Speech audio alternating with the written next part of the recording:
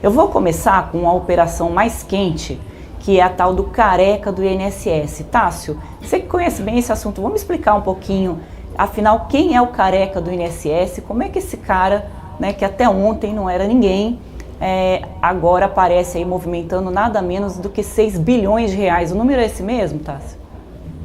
Exatamente. Esse é o número que a CGU e a Polícia Federal levantaram sobre o tamanho da fraude ali dos descontos associativos, né? Não necessariamente esses 6 bilhões foi para o bolso do Careca, mas porque se sabe que boa parte desses 6 bilhões foi desviado aí para carro, mansão, luxo que o Careca do INSS estava fazendo. O careca do INSS, que é o Antônio Carlos Camilo Antunes, ele é um lobista daqui de Brasília e de São Paulo. Ele transitava, sobretudo nesses dois lugares.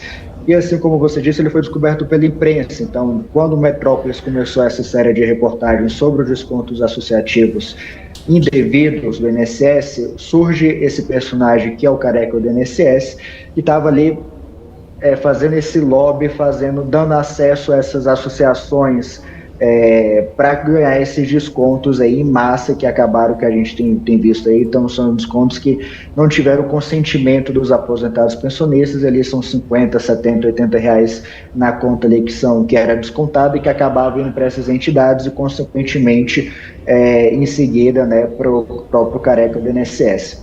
O careca do INSS hoje está preso na Papoda. Inclusive, ele ficou um tempo na Superintendência da Polícia Federal e logo em seguida, como a coluna revelou, ele foi mandado para Papoda, onde ele está até hoje. Existe um temor aí de que ele possa fazer alguma delação entregando alguns personagens importantes. Por quê? Porque, assim como você disse, existe essa ideia de que ele precisou de alguns políticos para adentrar dentro do governo, dentro do INSS. Ainda não está muito claro quem são esses políticos. É claro que a gente já tem algumas suspeitas bastante fortes. Uma delas é o próprio senador Everton. Isso eu posso explicar mais adiante.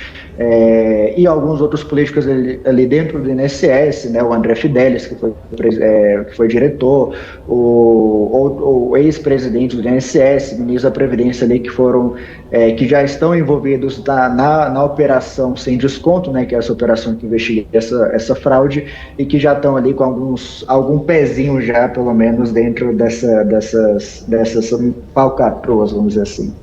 É outro careca, né? Porque lá atrás a gente lembra do Marcos Valério, né? Que também foi uma personagem que surgiu ali em meio ao escândalo do Mensalão, revelado na época, né? Também pela imprensa, né? Um trabalho importante do jornalismo investigativo, que era quem operava o Mensalão. Eu lembro que o Roberto Jefferson, que foi quem denunciou, ele falava o carequinha lá de Minas Gerais, e saiu todo mundo correndo atrás para saber, afinal, quem era esse carequinha. Então, o careca do INSS nem gosta, né, Tássio, que chama ele assim.